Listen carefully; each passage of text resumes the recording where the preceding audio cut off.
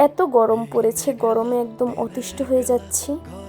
তাই আমি আর দিগন্ত ঠিক করলাম আজকে আম পোড়ার শরবত খাবো।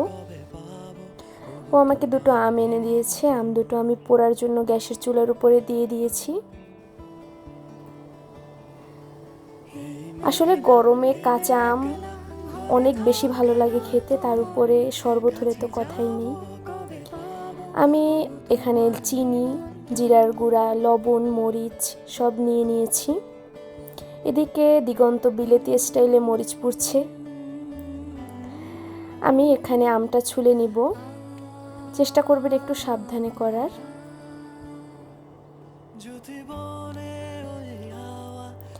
একদম ঠান্ডা পানিতে আমি এখানে আমের উপরের অংশটা একদম ভালোভাবে বের করে নিচ্ছি। এটা হাত দিয়েই করবেন, না হলে মজা লাগবে না বেশি। এরপর আমি লবণ, মরিচ সব দিয়ে দিচ্ছি, চিনি, লেবু। এটা হচ্ছে জিরার গুঁড়া, এটা দিবেন, নয়তো স্বাদ লাগবে না তেমন একটা। শরবতটা অনেক বেশি মজা হয়েছিল, সবাই একবার খেয়ে দেখার চেষ্টা করবেন। Good bye.